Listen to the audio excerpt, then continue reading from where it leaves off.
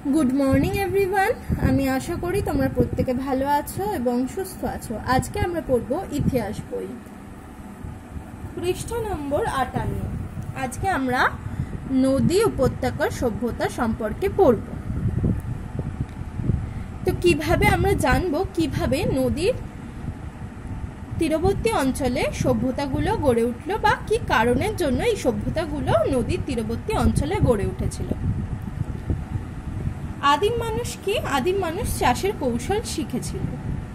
এই চাষের কৌশল শেখার পর তারা দেখলো যে নদীর ধারে চাষবাস খুব ভালো হয়ে থাকে। কেন ভালো হয়ে থাকে? কারণ হচ্ছে নদীর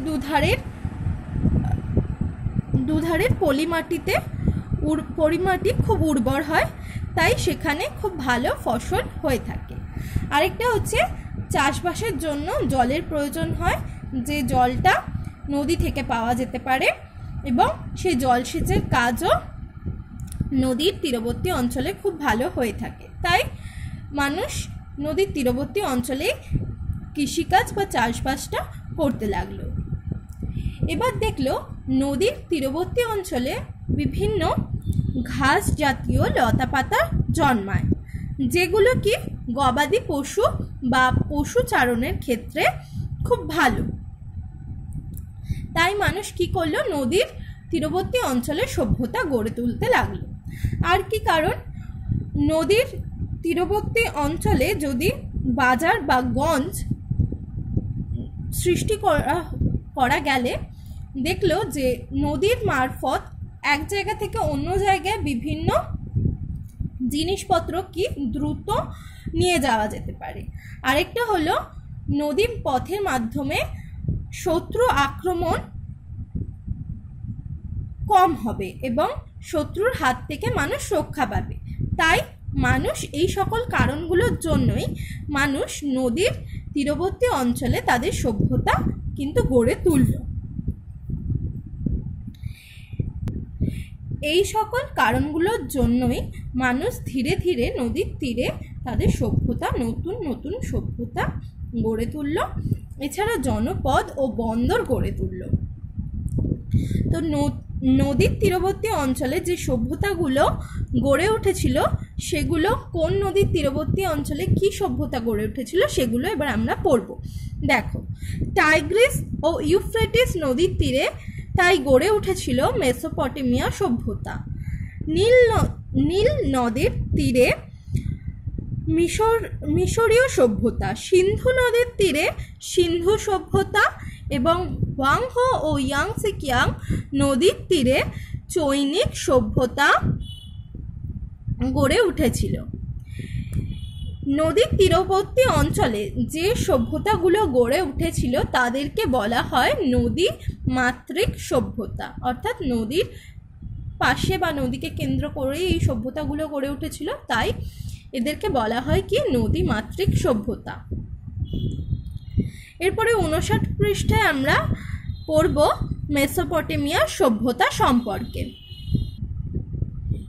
মেসোপটেমিয়া সভ্যতাটি অতি প্রাচীন সভ্যতা। এই সভ্যতাকে সুমেরীয় সভ্যতাও বলা হয়। এটি বর্তমানে ইরাক দেশে অবস্থিত।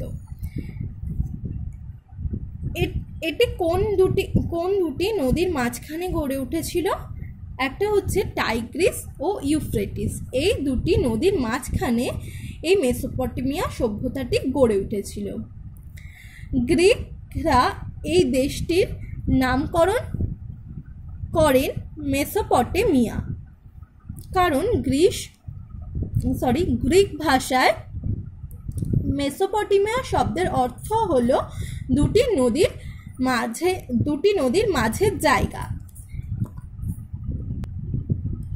পূর্ব দক্ষিণ প্রান্তে ছিল সুমের দেশ আর মধ্যভাগ ছিল ব্যাবিলন। পণ্ডিতের ধারণা পৃথিবীতে প্রথম সভ্যতা গড়ে উঠেছিল এই সুমের দেশে এবং তারা প্রথম তামার সঙ্গে টিন মিশিয়ে ব্রোঞ্জ তৈরি করে।